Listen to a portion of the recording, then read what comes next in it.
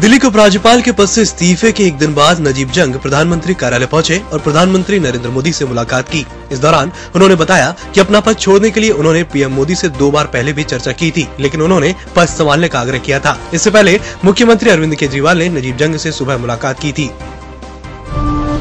अल्मोड़ा में कांग्रेस के राष्ट्रीय उपाध्यक्ष राहुल गांधी ने एक बार फिर पीएम मोदी पर वार किया है। उन्होंने कहा कि कांग्रेस देश को भ्रष्टाचार मुक्त करने के लिए संघर्ष करती आ रही है। देश हित में पीएम मोदी जी का फैसला देश हित में होता तो हम साथ देते, लेकिन मोदी जी का नोटबंदी का फैसला काले धन के खिलाफ नहीं बल्कि अपने ही देश में आर्थिक डकैती मारने जैसा है।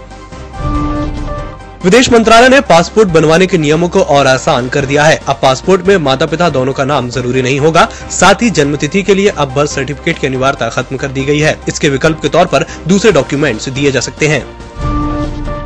गुजरात में पाटीदार आंदोलन के अगवा रहे हार्दिक पटेल को राजस्थान स्थित जयपुर में गिरफ्तार कर लिया गया है। हार्दिक पटेल ने खुद ट्वीट कर इसकी जानकारी दी। हालांकि कुछ देर बाद उन्हें छोड़ दिया गया।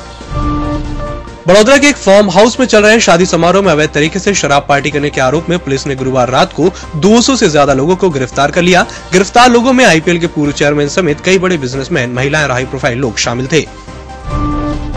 लीबिया के पैसेंजर प्लेन के हाईजैक होने की खबर है। इस प्लेन को माल्टा में डाइवर्ट किया गया है। अफ्रीका एयरवेज के A320 प्लेन ने लीबिया के अंदर ही उड़ान भरी थी। इसमें 118 लोग सवार हैं। बताया जा रहा है कि 2 हाईजैकर्स प्लेन के अंदर घुसे और प्लेन को उड़ाने की धमकी दी।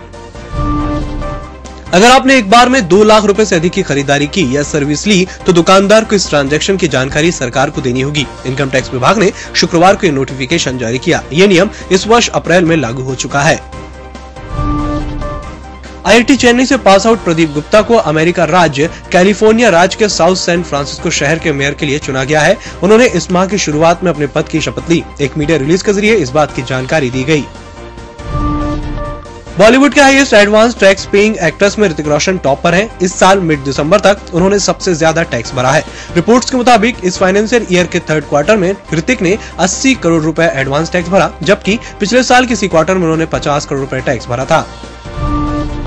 शुक्रवार को एक बार फिर सोने और चांदी की कीमतों में गिरावट जारी रही। सोने की कीमत शुक्रवार को कम होकर 27,850 रुपए के स्तर पर पहुंच गई। वहीं चांदी की कीमत 100 रुपए प्रति किलो कम होकर 38,800 रुपए प्रति किलो के स्तर पर पहुंच गई।